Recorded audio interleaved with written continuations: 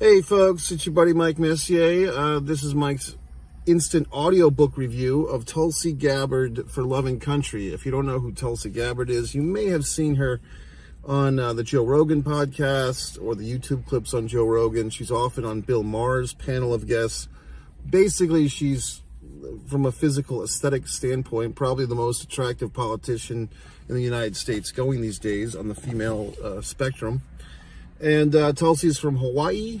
I didn't know this, but in the book she reveals that her mother was, white, Caucasian, as it were, and her father was from America, Samoa. So that's interesting. Tulsi was, had political office in Hawaii a couple of times, and she served in the U.S. military.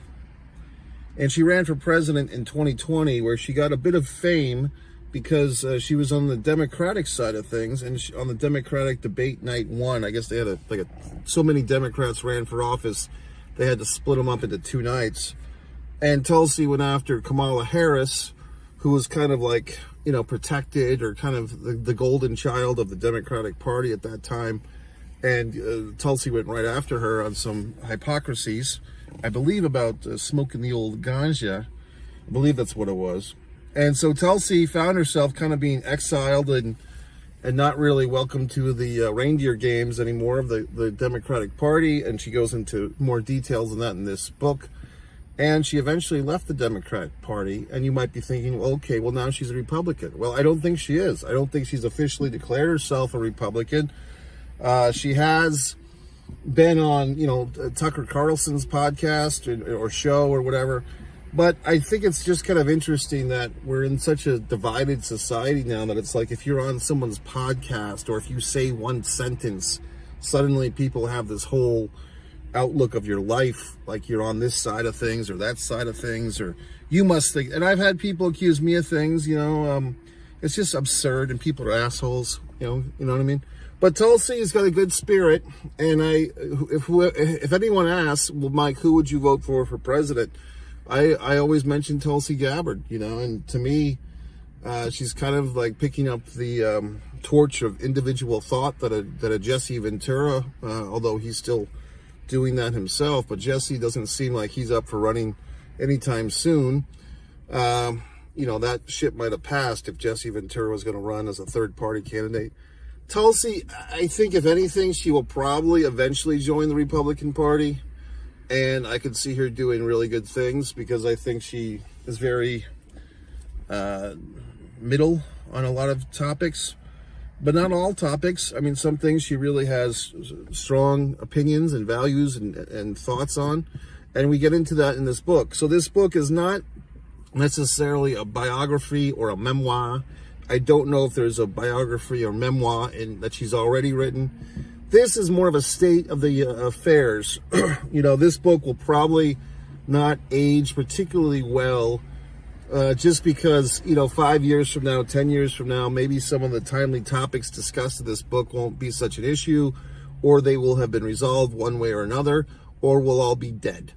But in this book, she gets into some controversial topics, namely the various reasons why she left the Democratic Party. Her feelings of the incorrectness or the illegalities of the Patriot Act, very interesting. Some things about the Democratic Party that I was not aware of. Maybe you were, maybe you weren't.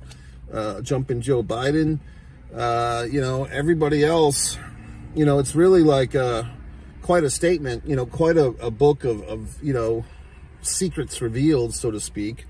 Maybe some of these things, aren't secrets, and maybe having this information, if you listen to the audiobook, maybe people could do something about it, maybe they can't. She does get into some of the, her probably, I don't know if it's her most controversial, but she really gets into, before anything, she talks about the threat of nuclear war. She talks about that, and a lot of people, she says, don't want to even think about it. They don't bring it up. She brings it up. She talks about that. I don't know if you remember 4 or 5 years ago, there was like this false alarm in Hawaii.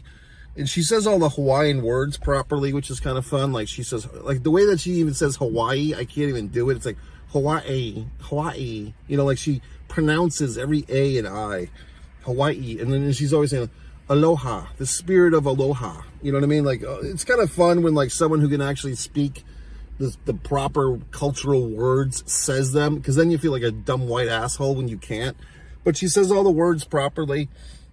Hawaii, aloha, ukulele, like, you know, she doesn't say ukulele, she says ukulele, you know what I mean? All these things. But then she gets into probably the hot topic item of the day, at least in the social front, the transgender discussion. She gets into it quite a bit and reveals some stats and facts, things that people may not want to hear, but probably should hear. She does reference, there's a Matt Walsh's documentary a few years ago that I watched. That'll change your perspective, I think, on that topic. It's a timely topic, and obviously, you know, people have their freedoms, as well they should. I think where a lot of people get upset is underage people maybe being influenced, you know, empowered to make permanent choices for temporary problems, perhaps. But Tulsi gets into that knee deep. So if you're looking for some thoughts on the transgender debates, I think there's more than one debate. I think there's a lot of debates. There's who's benefiting from these situations, corporations getting payoffs and so forth, money, doctors, like I said earlier, children getting influenced to make permanent decisions, for perhaps in some situations, or many, identity crisis or just confusion. So who knows? But anyway, Tulsi really gets into it. She's not afraid to make statements that might upset some people, might get some hashtags, but she's, you know, she's a gamer. And I've told people this and they don't listen. But when people, if they do ask, well, who would you like to vote for President, Mike? I always say these days, Tulsi Gabbard. You know, she was in the Democratic Party. She left the Democratic Party. This book really explains why she left the party. She saw a lot of hypocrisies in her statements, a lot of illegalities, especially about the Patriot Act and other things, and she really gets into it. So, I mean, is it kind of a preaching to the choir thing? It might be. Like I said, a lot of times I mention Tulsi Gabbard, even my associates or colleagues, or dare I say friends, who think they know politics, if I mention Tulsi, they don't know who the hell I'm talking about. And sometimes I have to start their memory and say, well, you know, she's like the attractive lady from Hawaii who talks politics. And there was a movie, I think it was it called it was Charlize Theron, who was like the vice president in this fictional movie.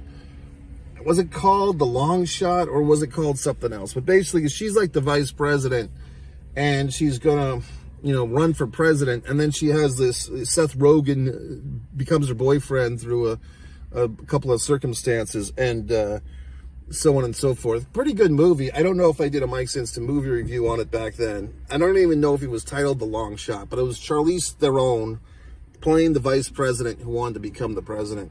And I've always kind of, because when I became aware of Tulsi Gabbard, it was right around that time. And at the time, like Charlize in that movie poster looked somewhat in the ballpark of Tulsi. Okay? So I've always kind of put those things together in my little memory. I'm a big fan of hers. You know, I'm pulling for her. I don't know. I mean, she's left the Democratic Party. As far as I know, she has not joined the Republican Party. I would be very curious. I don't think this is going to happen. If Donald Trump would choose her as his running mate, that'd be fascinating to me. I don't think it's going to happen, though. I think there's Officer Tatum on YouTube had some revealing information that Trump might have already chosen his VP person. I thought Trump might have said that at that debate last week, but he didn't. Anyway, I'm a big fan of Tulsi. I would rather her be president than anybody else going these days. I think she has the integrity. As a former military person, she talks about how she had to read the list of the deceased every day in the military when she was actually fighting and for our country, and very, you know, sad. So, I mean, I'm a big fan of hers. So I say, listen to the book, Tulsi Gabbard, Loving Country. I give it a nice 4 out of 5.